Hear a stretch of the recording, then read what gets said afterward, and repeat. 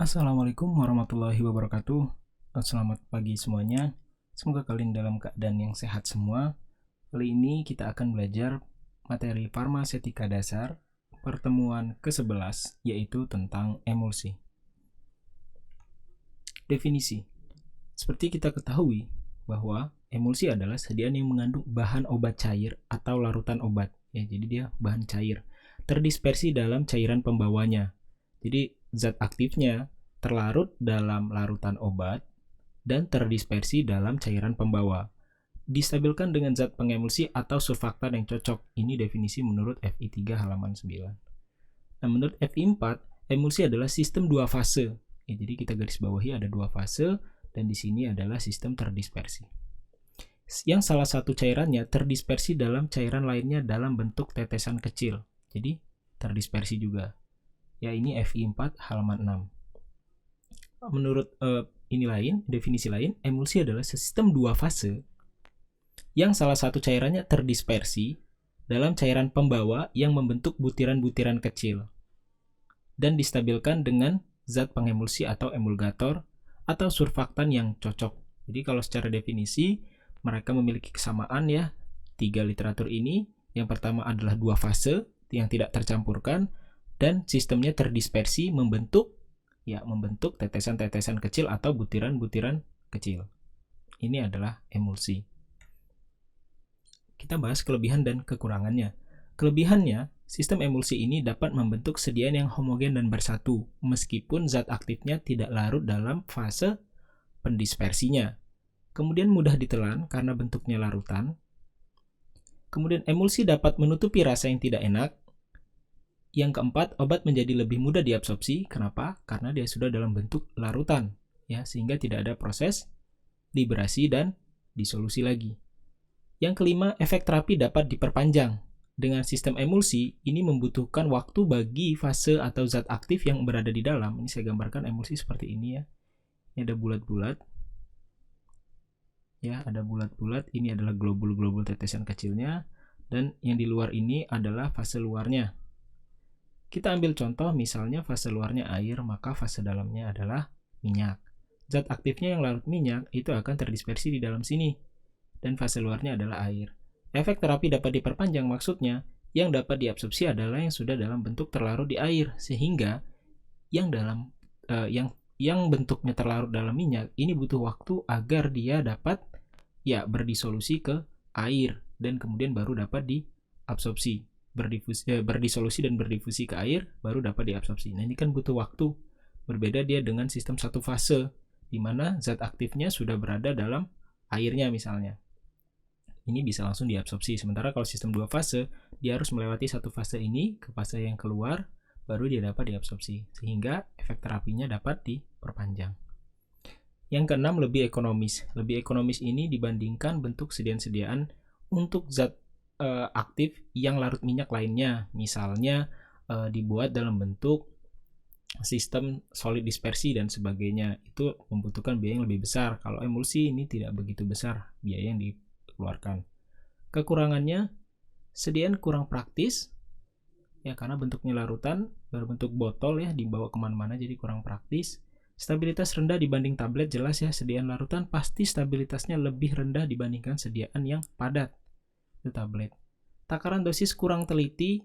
Ini yang saya bilang di pertemuan sebelumnya, kalau sediaan cair itu satu sendok itu bisa berbeda-beda, sehingga dosisnya bisa kurang teliti. Bahkan dengan sendok takar pun itu bisa saja setiap orang matanya beda-beda. Akibatnya apa? Akibatnya dosisnya menjadi tidak sama persis antar orang yang satu dengan yang lainnya. Tidak tahan lama ya, karena tadi ya stabilitasnya rendah. Emulsi kadang-kadang sulit dibuat dan membutuhkan teknik pemrosesan khusus.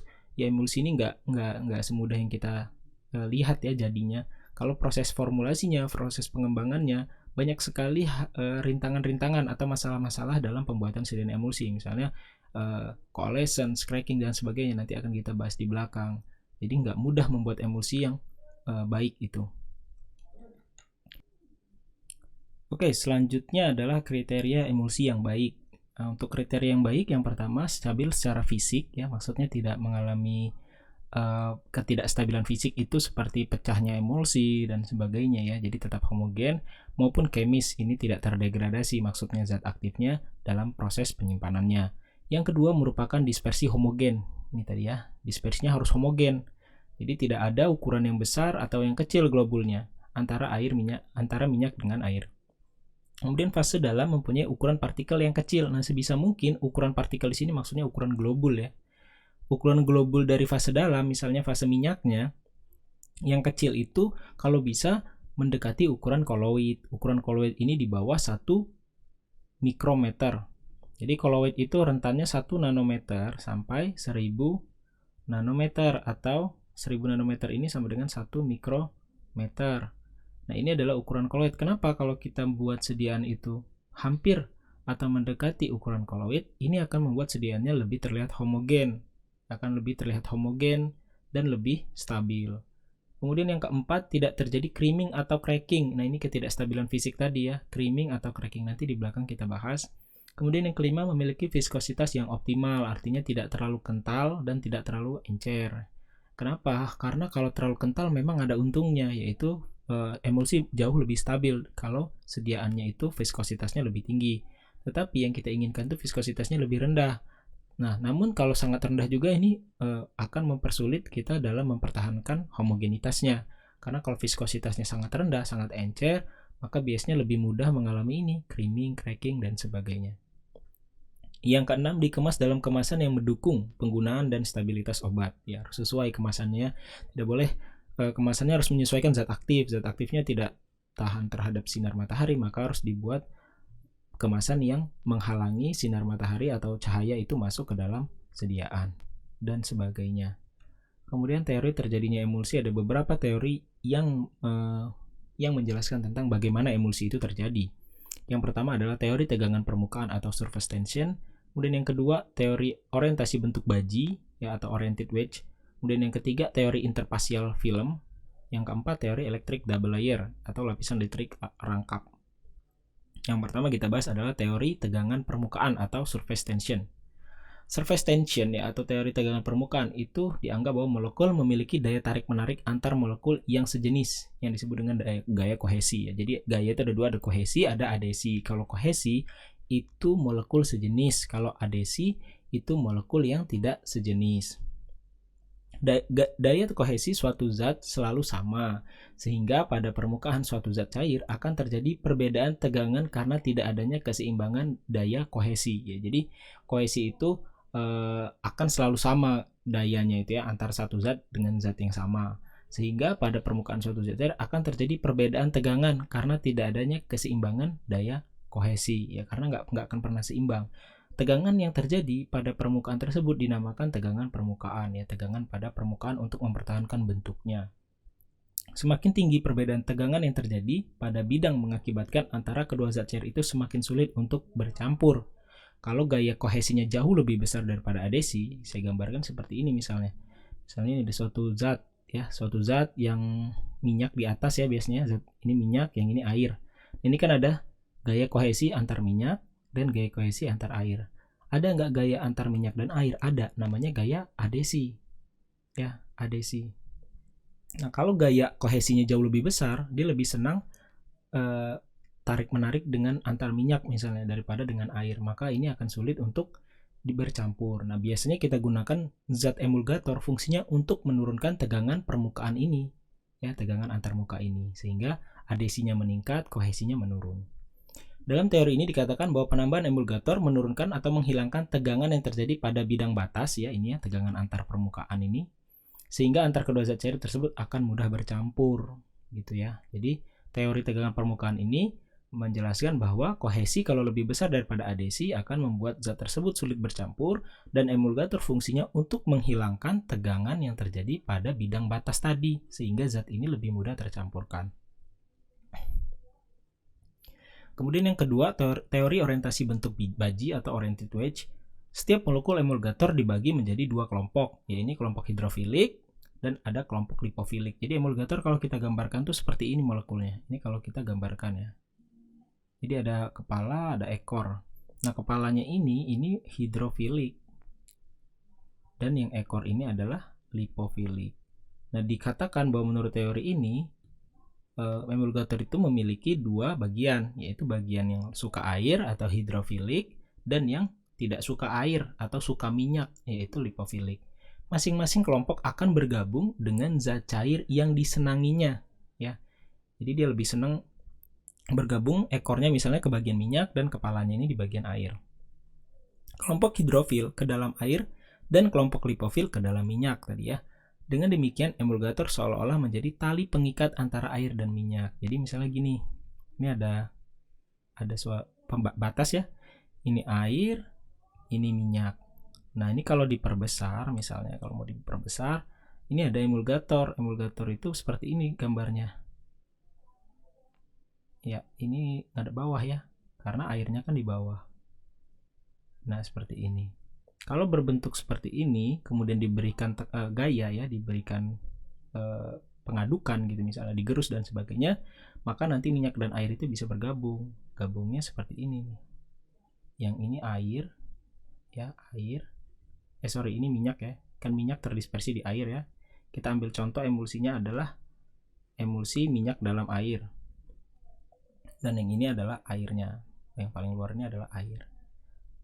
Nah, bagaimana dia membentuknya? Membentuk seperti ini nanti molekulnya itu di dalam, molekul surfaktannya itu atau emulgator. Ya, jadi seolah-olah nanti sediaan minyak ini terlarut dalam air, padahal ini dilingkupi oleh emulgator yang mengatur posisi ya, di mana bagian ekornya ke arah lipofil dan bagian kepalanya ke hidrofil. Bagian hidrofilnya ke air. Jadi lipofilnya ke minyak, bagian hidrofilnya ke air. Seperti itu. Ini teori orientasi bentuk baji. Setiap jenis emulgator memiliki harga keseimbangan yang besarnya tidak sama, HLB ya. Harga keseimbangan itu disebut dengan HLB, hidrofil lipofil balance, yaitu angka yang menunjukkan perbandingan antara kelompok lipofil dengan kelompok hidrofil. Ya, jadi seberapa banyak ya hidrofil dan lipofilnya itu balance-nya itu ditunjukkan dengan HLB. Ini contoh HLB-nya ya. Kalau HLB-nya 1 sampai 3 biasanya sebagai anti-foaming agent. Kalau HLB-nya sebagai 8 sampai 18 ini baru emulgator tipe OW. 4 sampai 6 WO. Jadi kalau kita lihat, kalau kita mau membuat emulsi dalam bentuk air dalam minyak, maka kita gunakan HLB yang 4 sampai 6. Kalau HLB semakin kecil ini biasanya dia semakin ke arah larut minyak ya. Biasanya dia dilarutkan dulu dalam minyak, baru dia didispersikan zat fase dalamnya. Jadi gitu. Nanti kita lihat contoh-contoh emulgator yang dilarutkan di minyak dulu sebelum ditambahkan fase dalamnya. Jadi gini, jangan bingung ya. Fase dalam itu adalah yang berada di dalam. Contohnya misal gini. Ini emulsi ya tadi ya. Ini misalnya minyak. Yang ini air. Nah, fase dalam di sini ini adalah minyak. Fase luarnya adalah air. Atau bisa kita bilang juga fase dalam ini adalah fase terdispersi. Fase luar ini adalah fase pendispersi. Ya. Jadi jangan bingung ya. Ya, kita lanjut. Kemudian teori yang ketiga adalah teori interpartial film. Teori ini mengatakan bahwa emulgator akan diserap pada batas antara air dan minyak sehingga terbentuk lapisan film yang akan membungkus partikel fase disper. Untuk memberikan stabilitas maksimum pada emulsi, syarat emulgator yang dipakai adalah, ini mirip dengan yang tadi ya, membentuknya itu adalah melapisi, membuat film tadi. Dapat membentuk lapisan film yang kuat tapi lunak, jumlahnya cukup untuk menutup semua permukaan partikel fase dispersi ya, fase yang terdispersi ini. Dapat membentuk lapisan film dengan cepat dan dapat menutup semua permukaan partikel dengan segera. Ini adalah emulgator yang baik ya. Kemudian yang keempat, teori electric double layer atau lapisan listrik rangkap. Terjadinya muatan listrik disebabkan oleh salah satu dari 3 cara di bawah ini. Ya, dikatakan bahwa emulsi itu terbentuk karena adanya electric double layer dan kestabilannya pun dijaga oleh electric double layer. Nah, ini ada 3 penyebab ya yang dapat menimbulkan electric double layer. Yang pertama, terjadinya ionisasi dari molekul pada permukaan partikel. Jadi pada permukaan zat aktifnya, misalnya fase dalamnya atau fase luarnya, itu terjadi ionisasi, atau pada emulgatornya terjadi ionisasi, itu artinya memiliki muatan, ada positif, ada negatif. Kemudian terjadinya absorpsi ion oleh partikel dari cairan sekitarnya, ya. Jadi mengapa ada electric double layer, ya, ada muatan seperti itu? Yang pertama karena terjadi ionisasi dari molekul pada permukaan partikel, kemudian bisa juga karena mengabsorpsi ion oleh partikel dari cairan sekitarnya, dan terjadinya gesekan partikel dengan cairan di sekitarnya. Oke, ya, nanti untuk teori electric double layer kita akan lebih detail di semi solid, teknologi sediaan cair dan semi solid. Jadi untuk sekarang kalian baca saja sendiri, ya. Saya tidak akan menjelaskan lebih dalam karena itu lebih panjang lagi pembahasannya. Saya di sini akan lebih menjelaskan tentang apa itu emulsi, macam dan tipenya, ya, dan bagaimana proses pembuatannya. Selanjutnya macam dan tipe emulsi. Jadi dari asal bahan pembuat, ya, dari asal bahan pembuatnya, emulsi itu dibedakan menjadi emulsi alam dan emulsi spuria. Yaitu emulsi alam atau Vera itu emulsi yang berasal dari alam, ya. Contohnya itu amigdala dulcis, amigdala amara, ini yang memang dari alamnya sudah berbentuk emulsi. Kemudian ada emulsi spuria, emulsi dengan minyak lemak seperti parafin, liquidium, sera, ya, atau lemak padat, benzil benzoas. Ini yang paling sering kita gunakan nanti parafin, ya. Kemudian emulsi berdasarkan medium pendispersinya, ya. Pendispersi berarti fase luarnya. Emulsi gas, fase terdispersinya adalah cair dan fase pendispersinya adalah gas. Contohnya hairspray, ya. Emulsi gas ini fase terdispersinya cair dan fase pendispersinya gas, ya. Jadi fase gas itu di luar. Sehingga contohnya adalah hairspray. Hairspray itu kan kalau kita semprotkan fase luarnya gas, ya, buktinya dia bisa keluar gitu, ya, bisa menyemprot gitu, itu karena fase luarnya gas. Dan fase dalamnya air. Kemudian emulsi cair, pertama emulsi gas, kemudian emulsi cair, fase terdispersi dan fase pendispersinya zat cair, ya. Contohnya emulsi minyak, ikan, susu ini, ya. Kemudian emulsi setengah padat, fase terdispersinya zat cair dan pendispersinya zat padat, contohnya gel dan krim. Kemudian tipe emulsi ada MA atau OW, ya. MA ini minyak dalam air, jadi jangan bingung kalau M garis miring A berarti minyak di dalam air. Kalau O garis miring W, oil in water. Jadi sama ini, ya, minyak dalam air, oil in water. Berarti yang di dalam apa? Yang di dalam fase minyak. Ini, ya, fase dalamnya adalah minyak dan fase luarnya adalah air. Jangan bingung. Kalau ada istilah ini udah tahu fase dalamnya air, fase dalamnya minyak, fase luarnya air. Begitu juga sebaliknya. Kalau tipe air dalam minyak, A garis miring M. Biasanya saya kalau ngasih soal nggak ditulis air dalam minyak dan sebagainya, singkat saja A garis miring M dan sebagainya. Ini kalian harus tahu bahwa yang di dalam itu adalah yang di huruf pertama ini adalah yang di bagian dalam atau fase terdispersi. Pendispersi itu adalah fase luar. Itu jangan bingung, ya, dibolak-balik. Kemudian setelah dibuat, emulsi itu akan diuji tipenya, ya, tipe emulsinya. Misalnya kita sudah buat tapi kita nggak tahu apakah ini tipe O dalam water, ya, oil in water, atau water in oil. Itu kan kita belum tentu yang kita buat itu sesuai dengan yang kita harapkan. Misalnya fase airnya lebih banyak, fase minyaknya dikit, sudah pasti terbentuk oil in water, belum tentu, bisa jadi water in oil. Maka harus diuji dulu tipe emulsinya. Jadi ada beberapa cara. Yang pertama, tes pengenceran tetesan. Jika tipe O, oil in water, mudah diencerkan dengan air, jelas, ya, karena fase luarnya adalah air. Jadi kalau diencerkan air dia langsung larut gitu, ya, itu berarti dia fase luarnya air. Jika tipe WO mudah diencerkan dengan minyak, sebaliknya. Kemudian yang kedua, tes kelarutan pewarna. Emulsi plus larutan sudan 3 dapat memberikan warna merah pada emulsi tipe WO. Ya, jadi kalau dia sudan 3 ini terlarut pada fase minyaknya. Emulsi plus larutan methylene blue dapat membentuk larutan warna biru pada emulsi tipe oil in water karena methylene blue ini larut air. Fase luarnya, ya. Nih. Kemudian tes dengan kertas saring. Jika tipe oil in water, kertas saring menjadi basah, ya. Ketika tipe WO timbul noda minyak pada kertas saring karena kertas saring itu kan selulosa. Jadi dia lebih kalau dia ada air dia akan terbasahkan, sementara kalau ada minyak, fase luarnya minyak, maka dia akan membentuk noda. Kemudian tes creaming. Jika tipe oil in water terjadi krim pada bagian atas. Jadi kalau kita amati, ya, bagian atasnya itu akan terbentuk krim. Jika tipe WO terjadi krim pada bagian bawah, gitu aja, ya, tes creaming ini. Kemudian yang kelima, tes konduktivitas elektrik. Jika tipe oil in water, konduktivitas elektrik tampak. Ya, karena kalau air ini kan penghantar listrik yang baik, beda dengan minyak. Kemudian tes fluoresensi. Jika tipe oil in water, fluoresensi hanya berupa noda. Kalau fase luarnya air, itu fluoresensinya hanya berupa noda. Sementara kalau dia water in oil, seluruh daerahnya akan berfluoresensi. Contoh ngetes tes fluoresensi ini, misalnya kalian punya pointer yang dipakai dosen ngajar itu, coba kalian lalui sediaan kalian dari situ, dilalui cahaya. Kalau dia berfluoresensi hanya berupa noda saja, ya hanya noda pada bagian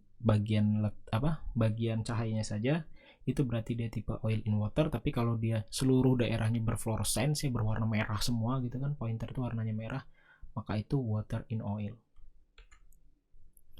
Kemudian selanjutnya adalah stabilitas emulsi. Stabilitas suatu emulsi, suatu sifat emulsi untuk mempertahankan, ya kalau stabilitas itu adalah untuk mempertahankan distribusi halus dan teratur, ya distribusi ini adalah fase dalamnya dari fase terdispersi tadi ya, yang terjadi dalam jangka waktu yang panjang. Jadi kita lihat apakah dia mampu mempertahankan bentuknya atau kestabilannya dalam waktu tertentu. Jadi kestabilan emulsi ditentukan oleh dua gaya ya. Yang pertama adalah gaya tarik-menarik atau gaya London van der Waals. Ini biasanya dicek. Kemudian gaya tolak-menolak. Nah, kalau gaya tolak-menolak ini biasanya diukur zeta potensialnya. Kalau gaya tarik-menarik gaya van der Waals ini maksudnya menyebabkan partikel-partikel koloid berkumpul membentuk agregat dan mengendap. Ya, jadi kalau terlalu tinggi gaya van der Waals-nya biasanya dia membentuk agregat. Terjadi coalescence dan akhirnya terjadi cracking. Gaya tolak menolak juga ya, semakin dia tolak menolak antar globul tadi itu semakin bagus, tetapi itu ada batasnya. Kalau terlalu tinggi ini juga nggak bagus gaya tolak menolak. Jadi ada range-nya, biasanya itu zeta potensialnya. Faktor yang dapat mempengaruhi stabilitas emulsi. Yang pertama viskositas ya. Untuk mendapatkan suatu emulsi yang stabil atau untuk menaikkan stabilitas dapat dengan cara menambahkan zat-zat yang menaikkan viskositasnya. Tadi yang saya bilang di awal ya, bahwa semakin tinggi viskositas maka emulsi akan lebih stabil. Tetapi kalau dia semakin tinggi juga itu tidak mudah dituang, tidak mudah digunakan dan sebagainya. Ada kesulitan-kesulitan yang akan timbul juga. Bila viskositas fase luar dipertinggi maka akan menghalangi pemisahan emulsi. Ya, ini salah satu caranya meningkatkan viskositas untuk meningkatkan kestabilan. Yang selanjutnya adalah pemakaian alat khusus dalam mencampur emulsi. Untuk membuat emulsi yang lebih stabil, umumnya proses pengadukan dilakukan dengan menggunakan alat listrik. Contohnya itu biasanya kita menggunakan homogenizer ya, homogenizer atau ultraturax itu biasanya digunakan itu. Kenapa? Karena agar lebih kecil globulnya. Jadi kalau globul lebih kecil, dia akan lebih stabil kalau dia menggunakan emulgator yang sesuai. Ya kalau dia makin kecil itu sebenarnya makin mudah bergabung ya. Tetapi kalau dia terlalu besar juga itu tidak bagus. Jadi intinya yang ada range-nya, yang sedang-sedang saja intinya ya. Jadi menggunakan alat listrik dalam proses pengadukannya. Jadi yang bagus tuh nggak pakai mortir ya, nggak mortir stamper. Makanya kalau di industri-industri yang buat emulsi itu nggak pakai mortir stamper lagi, tapi biasanya pakai ultraturax, homogenizer yang lain. Kemudian perbandingan optimum fase internal dan fase kontinu. Umumnya emulsi yang stabil memiliki nilai range fase antara 40-60% dari jumlah seluruh bahan emulsi yang digunakan ya. Jadi 40-60 itu fase internal dan fase kontinu. Sebenarnya fase dalam atau fase terdispersi semakin kecil jumlahnya itu akan semakin stabil emulsinya, tetapi zat aktif kita otomatis semakin sedikit juga kan. Nah, itu sehingga harus dilakukan optimasi berapa jumlah fase dalam dan fase luar agar optimal ya. Ini ada bentuk ketidakstabilan emulsi. Yang pertama ada creaming ya, fase dalam lebih pekat dan mendorong fase luar, bisa diperbaiki dengan pengocokan, dikocok saja udah selesai. Cracking, fase dalam dan fase keluar udah memisah. Nah, ini udah pecah ya berarti ya. Cracking ini pecah sistem emulsi, tidak bisa diperbaiki dengan pengocokan, udah nggak bisa lagi kalau udah crackingnya. Inversi ini pecahnya emulsi dengan tiba-tiba dari satu tipe ke tipe yang lain. Misalnya fasenya kita buat nih minyak dalam air, minyak A, kemudian setelah disimpan tidak stabil terjadi A ya, ini adalah fase inversi ya, terbalik. Kemudian komponen emulsi Komponen emulsi untuk komponen dasar ya itu adalah fase dispersinya atau terdispersi atau fase internal atau fase diskontinu atau fase dalam gitu ya. Zat cair yang terbagi jadi butiran kecil ke dalam zat cair lain ini fase dalam, kemudian fase kontinu atau fase eksternal atau fase luar. Ini zatnya sebagai pendukung emulsi ya, sebagai pendispersi. Dan emulgator untuk menstabilkan emulsi. Komponen tambahan ada pengawet, preservatif, biasanya metil dan propil paraben, asam benzoat, asam sorbat, fenol, kresol, klorbutanol dan sebagainya. Ada antioksidan juga, asam askorbat ya atau vitamin C, tokoferol, asam sitrat, propil galat dan asam galat. Korigens pemanis seperti sirup, gula dan sakarin. Biasanya ditambahkan korigens atau pemanis ya kalau dia sediaannya untuk anak-anak. Bahan tambahan pada emulsi, mikroorganisme ini mikroorganisme tumbuh dalam air sehingga diperlukan pengawet pada fase air ya. Kalau fase luarnya air biasanya pakai pengawet. Emulsi dengan emulgator gom atau organik mudah terurai. Jadi kalau kita pakai gom nih, nanti kalau praktikum mestinya kita memakai gom Arab. Ini mudah sekali terurai. Contoh alkohol 12-15% dari fase air, asam benzoat 0,2%, asam sorbat 0,2% ini sebagai pengawet. Untuk korigens ya, untuk minyak ikan biasanya menggunakan ekstrak maltis, vanili, minyak atsiri, ditambahkan pada fase minyak sebelum diemulsikan. Jadi ditambahkan dulu ya untuk memberikan rasa dan aroma. Pemanis bisa sirup, gula maupun sakarin. Bahan pengemulsi, emulsifier membantu terbentuknya emulsi dengan 3 jalan, yaitu menurunkan tegangan permukaan tadi ya, karena dia bentuknya kan hidrofil lipofil ya, jangan lupa ini. Kemudian stabilitas termodinamik, terbentuknya film antarmuka yang kaku, perlindung mekanik terhadap coalescence. Ini coalescence ini pembentukan globul yang lebih besar. Terbentuknya film antarmuka yang kaku, kemudian terbentuknya lapisan ganda listrik. Jadi ini memfasilitasi juga terbentuknya ya lapisan ganda listrik atau electric double layer, merupakan pelindung listrik dari partikel. Emulgator ya atau emulsifying agent ya. Emulgator itu ada emulgator alam, ada emulgator buatan. Emulgator alam ini gom Arab nih yang sering dipakai di lab ya, di lab kita ya, teragakan, agar-agar, condros dan sebagainya. Hewani ada gelatin, kuning telur, kasein dan adepsilane. Tanah dan mineral ada figum, magnesium, aluminium silikat. Kemudian emulgator buatan ini sabun, ini contohnya SLS ya, sodium lauryl sulfat. Twin 20, 40, 60, 80, span juga sama 20, 40, 80 span. Kalau twin ini umumnya larut air ya. Ini untuk air dalam minyak. Minyak dalam air, ini air dalam minyak. Seperti itu. Metode pembuatan emulsi ada pembuatan metode gom kering atau metode kontinental ya, metode gom basah atau metode Inggris, metode botol atau metode botol for base dan metode HLB, yaitu menghitung HLB hidrofilik lipofilik balance-nya. Yang pertama kita bahas metode gom kering atau metode kontinental. Metode kontinental, emulsi dibuat dengan jumlah komposisi minyak dengan setengah jumlah volume air dan seperempat jumlah emulgator ya, 421 metode gom kering itu. Jadi emulsi dibuat dengan jumlah komposisi minyak dengan setengah volume air dan seperempat jumlah emulgator. Ya, jadi misalnya airnya 50 misalnya. Airnya 50, maka emulsi dibuat dengan komposisi minyak setengah dari minyak ya dan seperempat jumlah emulgator ya. Jadi setengahnya maksudnya gini ya, saya hapus dulu aja. Jadi 421 misalnya mudahnya saja ya, 40 berbanding 20 berbanding 10 ya, berarti 40 ini minyak katanya berapa, setengah dari air dan seperempat jumlah emulgator seperempat dari jumlah air ya gitu. Jadi minyaknya jumlahnya 20, air 40 dan 10 ini adalah emulgator. Ini metode gom kering. Zat pengemulsi gom Arab ya, contohnya dicampur dengan minyak terlebih dahulu. Jadi gom Arab dicampur minyak dulu ya.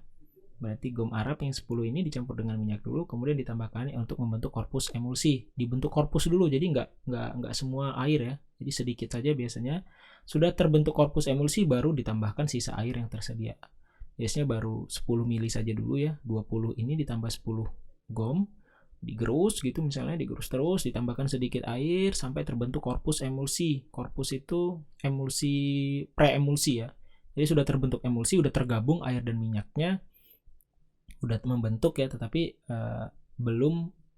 volumenya belum cukup ya, sehingga nanti diencerkan saja dengan air karena anggapannya bahwa air ini adalah fase luarnya. Jadi kalau ditambahkan itu tidak akan mengganggu stabilitas dari korpus emulsi tadi.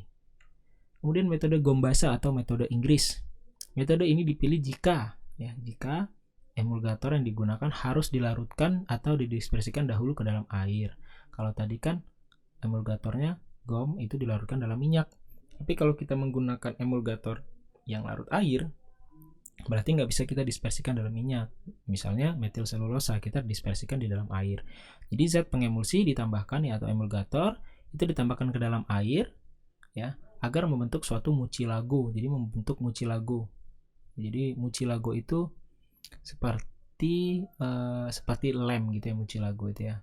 Bentuk seperti mucilago. Kemudian perlahan-lahan minyak dicampurkan untuk membentuk emulsi. Jadi udah terbentuk mucilago dulu, baru ditambahkan emulsi. Karena kalau metil selulosa ini ditambahkan air ya, biasanya air hangat, dia akan membentuk mucilago. Setelah itu baru diencerkan dengan sisa air. Jadi dilarutkan dulu untuk mucilago, kemudian baru ditambahkan minyak. Nah, umumnya emulsi itu melarutkan emulgator ya. Umumnya melarutkan emulgator dalam fase luar, biasanya seperti itu. Jadi larutkan dulu emulgator dengan fase luar, baru dengan ditambahkan fase dalam, biasanya seperti itu. Tapi kondisi-kondisi lain seperti yang metode GOM kering tadi, ini justru fase luarnya ditambahkan belakangan, itu nggak masalah. Kemudian yang ketiga, metode botol atau metode botol Forbes. Metode ini digunakan untuk emulsi dari bahan-bahan yang menguap dan minyak-minyak dengan kekentalan yang rendah. Ini contohnya minyak-minyak atsiri ya.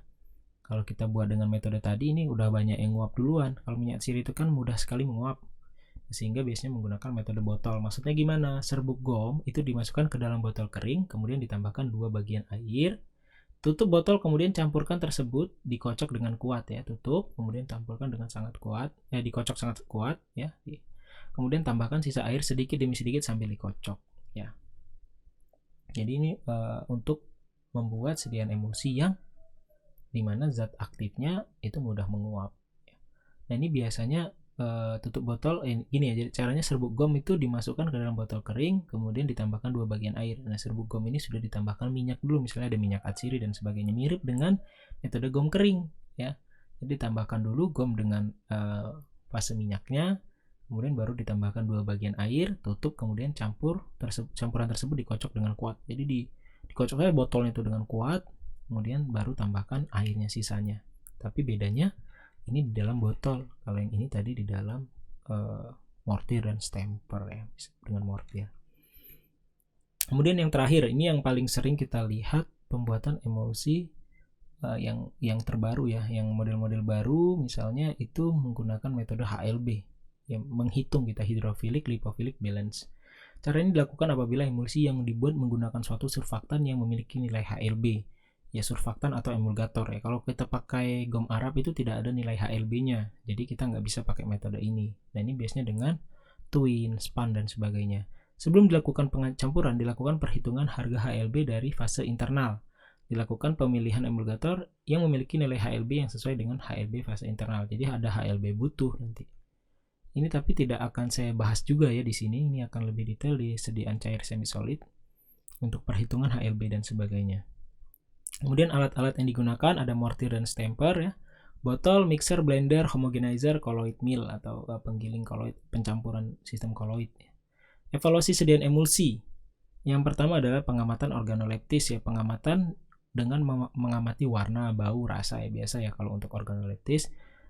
Kemudian sediaan emulsi pada penyimpanan suhu rendah 5 derajat dan tinggi 35 derajat pada penyimpanan masing-masing 12 jam. Ini cara evaluasinya, dilihat stabil nggak dia selama 12 jam pada suhu ini. Kemudian volume terpindahkan. Untuk penetapan volume terpindahkan, pilih tidak kurang dari 30 wadah dan selanjutnya ikuti prosedur berikut untuk bentuk sediaan tersebut. Kocok isi dari 10 wadah satu persatu. Ya ini ada di FI4 ya detailnya. Kemudian ada penentuan viskositas dilakukan terhadap emulsi. Pengukuran viskositas dilakukan dengan viskometer Brockfield pada 50 putaran per menit atau 50 rpm.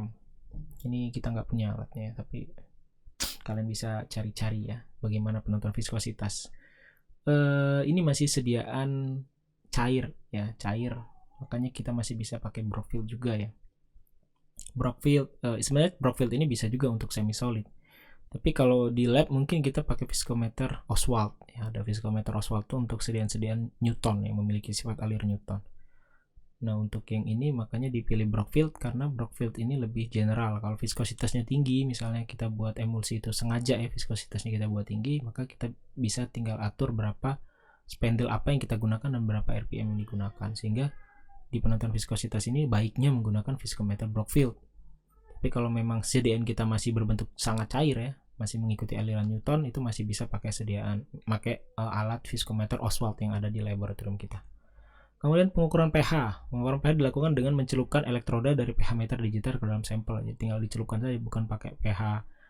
Bisa nggak pakai pH ini, pH lakmus ya, atau pH kertas bisa saja ya. Cuman nanti hasilnya itu tidak akurat. Karena biasanya pH yang kita inginkan itu range-nya itu range tertentu ya, misalnya untuk kulit misalnya itu 4,5 sampai 5,5. Nah 4,5 itu kan nggak bisa kita dapat dari pH kertas yang sebelumnya telah dikalibrasi dengan buffer, kemudian pH meter dinyalakan dan ditunggu. Ini prosedur untuk uji pH ya, semua pH. Kalau kalian belajar kimia juga untuk uji pH sama ya, kita biasanya elektrodanya itu kita kalibrasi dulu ya, pH meternya kita kalibrasi dengan buffer 4 ya, 4, kemudian 7 dan 10 biasanya. Pengamatan mikroskopik dilakukan dengan cara mengukur diameter dan distribusi frekuensi globul minyak. Pengukuran dilakukan di bawah mikroskop dengan menggunakan mikrometer yang telah ditentukan setiap kotaknya atau dengan menggunakan hemositometer ya. Biasanya menggunakan mikroskop saja.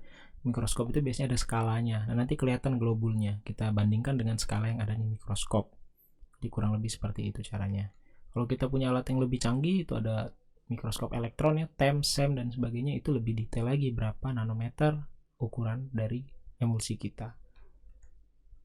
Kemudian uji mikrobiologi atau uji mikrobiologi dilakukan untuk mengetahui angka cemaran mikroba yang mungkin mengkontaminasi ya. Ini sama dengan praktikum mikro, kita mengukur ALT ya, jumlah koloni dari pertumbuhan bakteri mesofil aerob setelah sampel diinkubasi dalam media pemberian yang cocok selama 24-48 jam pada suhu 36 derajat Celcius ya, suhu tubuh.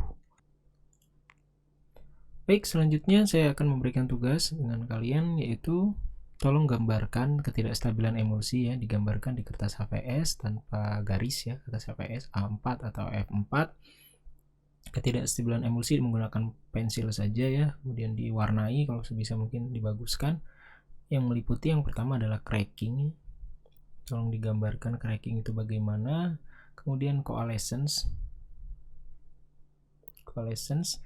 Kemudian yang ketiga adalah flocculation. Dan yang terakhir adalah creaming. Oke ya, itu tugasnya. Tolong dikerjakan. Terima kasih.